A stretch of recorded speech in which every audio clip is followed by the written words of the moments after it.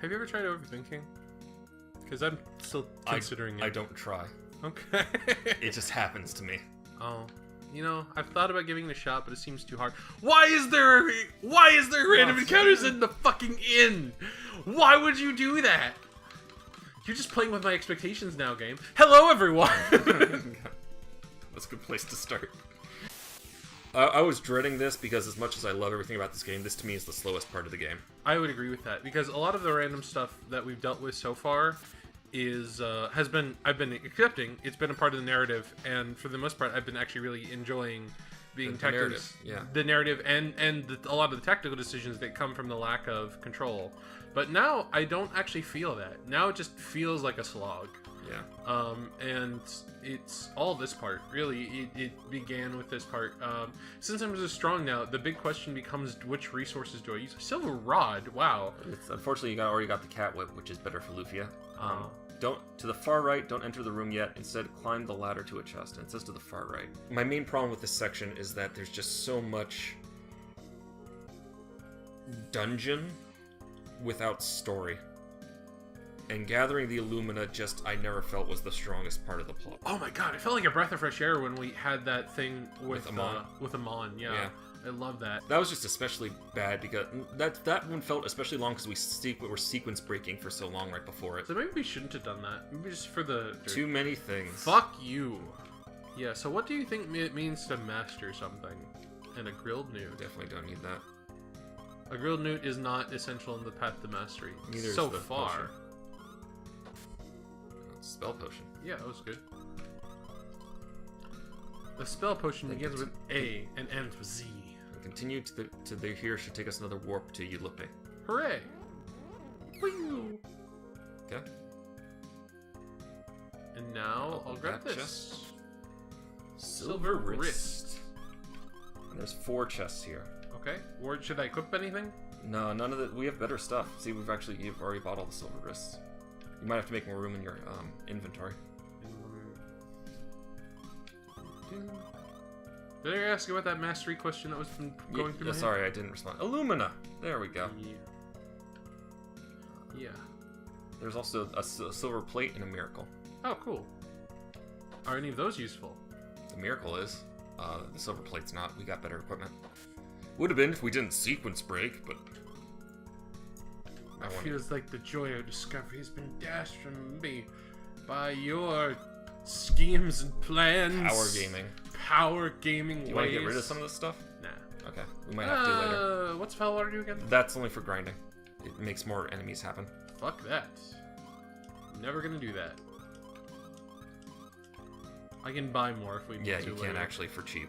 Yeah. I don't care to do that. Swing. We don't need a swing wing. What's up? What's up? Remember when you used a high magic because Jerem was out of magic to cast warp? Yeah. Oh god damn it!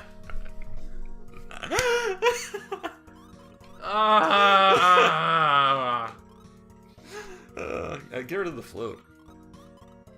Or use it. We could have just used a swing wing. That was such a waste of a high magic. Fucking shit. You see? So let's talk again about mastery. Let's talk about mastery and how I've mastered this game. Yeah. Well, I should be more embarrassed. I've beaten this game so many times and still I forgot to think, you know, we should check for items. Don't worry about it, man. As far as... So the reason why I really want to talk about it is I think people have a fucked up view of what mastery is. And what it means to actually master something. Because, like, people seem to think that mastery means, like, being all-knowing about something. And I don't think that that's the case. Unless it's something that... Unless it's, like, clearly, like, memorizing something. Yeah, just everyone else attack the red cores. Yeah, and even if it is memorizing something, usually if it's competitive, that's not enough. You need to actually, like, be able to combine things very quickly in interesting ways. Well, it's at the point... I think it's mastery is when at the point where most things are intuitive. Like, for me, I always think of, like, fighting games.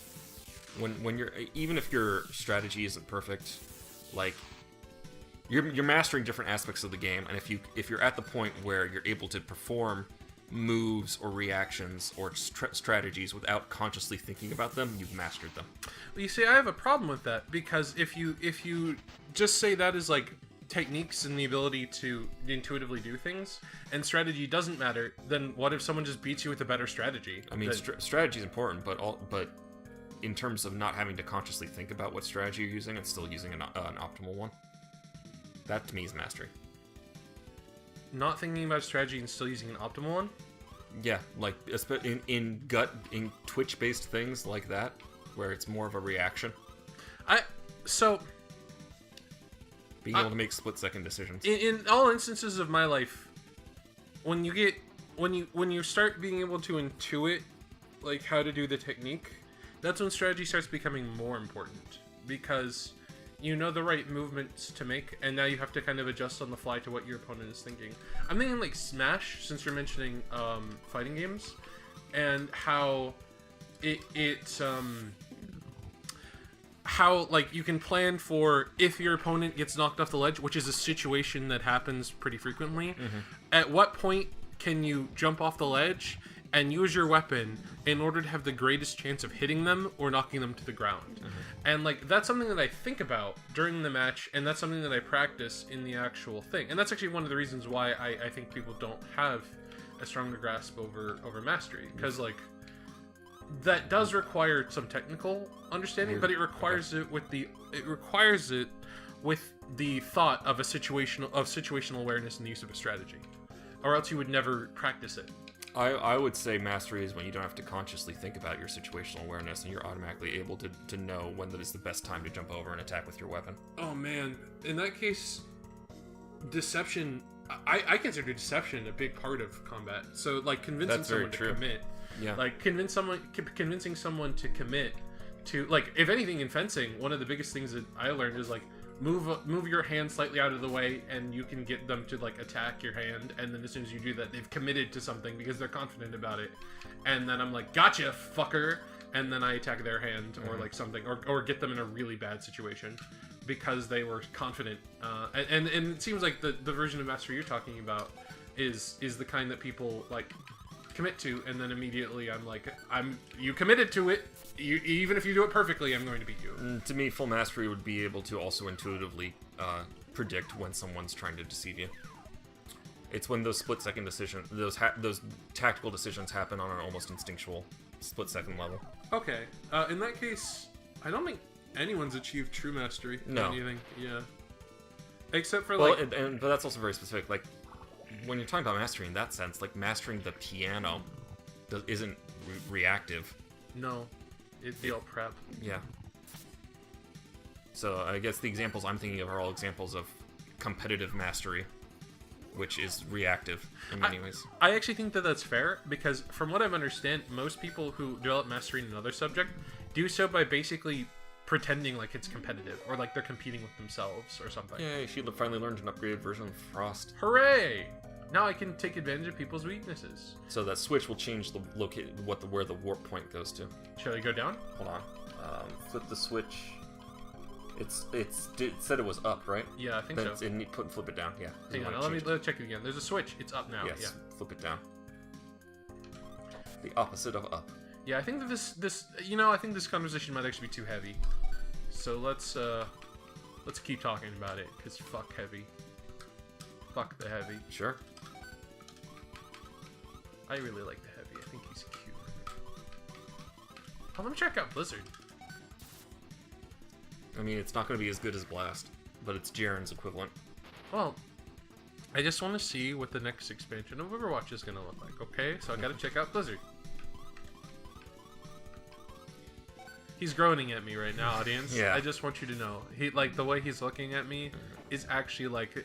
Did you really just say that? Do you want to lose our 10 subscribers? I like how you're already assuming that some have left since our last episode. Look, we have dedicated following, but not that. What was that about positivism? Yeah, positivism is bullshit. Oh right, I should actually go into that. No. Actually, you can now because it's a different episode. It was perfect for that episode to just say it and never follow up. So positivism is... I'm thinking logical positivism. There might be Up another the ladder, one. up the ladder. Shit. We just went all of that to change the warp spot. Look. Thank you. It's basically you cannot do anything that is... anything that is verifiable is true. Cross the bridge, go right and down. Which means anything that you can do with your own logical senses or extrapolate or analyze from those senses is logically true. So experimentation,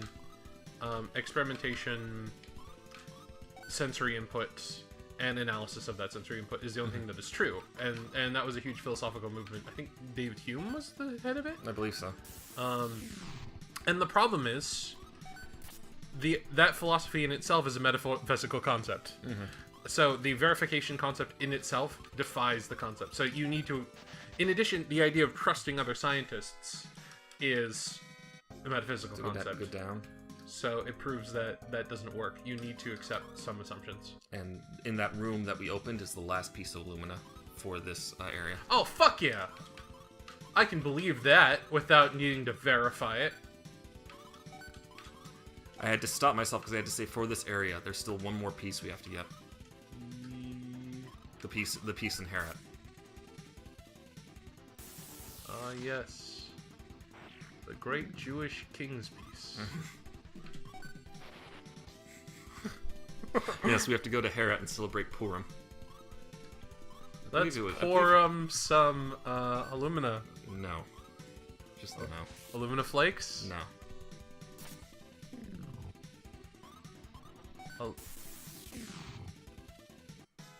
Alumina? It's pronounced Aluminia. Damn it. That was 4 steps. Yep. Man.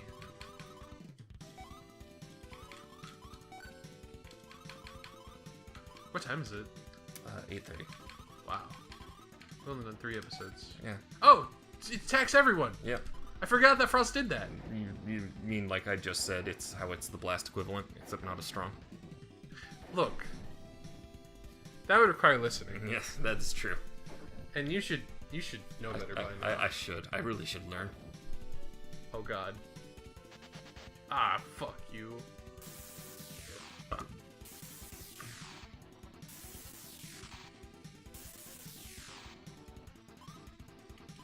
Okay. I hear you. I see where you're going with this. But have you considered we'll kill the Mudman? I have thought about it, yes. Oh, so back to mastery. Something that I think mastery is a good indication of is like it's useful for defining progress as opposed to kind of being a checklist of things that you can intuitively do since you've mastered them. So I think that mastery is better served by how many people you can kind of copy wholeheartedly and intuitively incorporate their concepts. Because that way you can measure concepts by like the number of people and styles you can imitate, kind of whole cloth. Because you've mastered the basics. Because you've mastered the concept and the basics, and I think that mastery should be judged according to style and personal stuff. You got him. Yes. Yes! 13,000 experience I points. have mastered all things. Because I think that a lot of style comes down to what things you've mastered so far and what are you incorporating into it and how do you express it. So, I mean, I guess this is all just an excuse for me to rant about this. So I'll just keep going. I mean, there's not much else to do in these long dungeons, but the last piece of Alumina that just have Jaren escape. Escape. Warp to Mars. So I think that mastery could be better served with the idea of deliberate practice, being the idea of who can you imitate? Oh fuck. And who can you imitate? How well can you imitate, and how well can you incorporate their style and do your own thing with it? And then how can you combine them all together? To Mars, you said? Yep. Okay. Mars. You warp them to Mars, and they just asphyxiate on the lack of atmosphere. Save at the inn, and then not save at the inn. Go to the inn, and then we'll save at the church, and then we'll head to Herat for the last piece of Alumina. Before that, do you want to make that next session? Yes. All right. In that case, goodbye, everyone. Goodbye.